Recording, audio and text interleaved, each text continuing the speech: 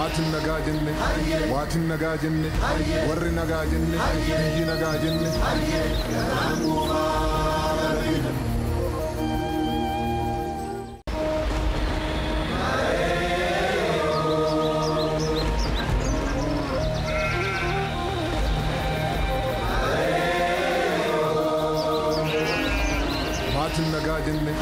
waatin nagaa jenne warri nagaa jenne biyyi nagaa jenne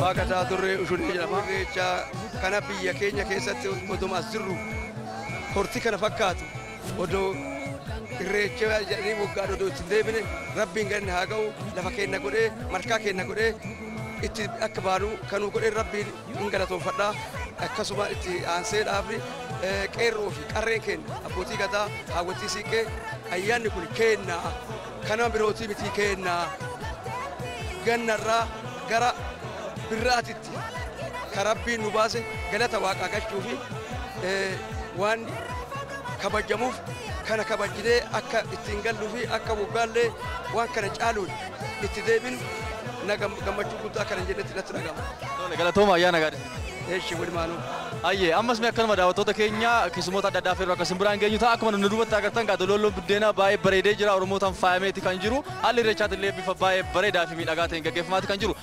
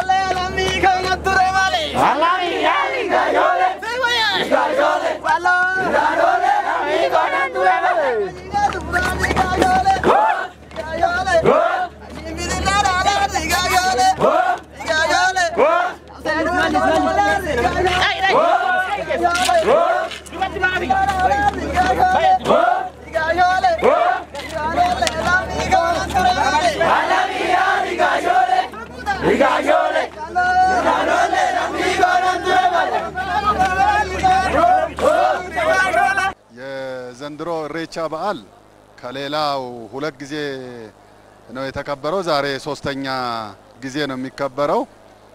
የመጀመሪያ በዓል አከባበርና ይሄ ይመሳሰላል። ነገር ግን ይሄኛው ብሾፍቱ ከሚደረገው ኢሬቻ በዓልም አከባበር የበለጠ ነው። በምን ምክንያቱ? አንደኛ የሰው ብዛቱ፣ ሁለተኛ የሰዎች ስምምነት የተለየ ነበርና ከሁሉም በላይ በጣም እጅግ የሚገርመኝ የሚደንቀኝ ደስ የሚለኝ ብዙ ሰዎች ይቃወሙ የነበረው ይሄንን ያጥላሉ የነበረው የብሔር ብሔረሰብ እያከበረ ነው። በተለይ ለአዲስ አበባ ከተማ ውበት፣ ሰላም፣ ፍቅር፣ ምቾት እንጂ ስጋት እንዳልሆነ የአዲስ አበባ ሕዝብ መረዳቱ እጅግ ደስ ብሎኛል። በፊት እንደዛ አልነበረምና ኦሮሞ ከተፈጠረበት ጊዜ ጀምሮ አባቶቻችን እንደሚነግሩኝ በዚህ መልኩ ሲከበር እንደነበረ ነው። የሰው ብዛት እንደዚህ ባይሆንም ይህ በዓል ሁሉም የራሱ ካረገ በኢሬቻ ሰላም ነው፣ አንድነት ነው፣ ስምምነት ነው ብያለሁ።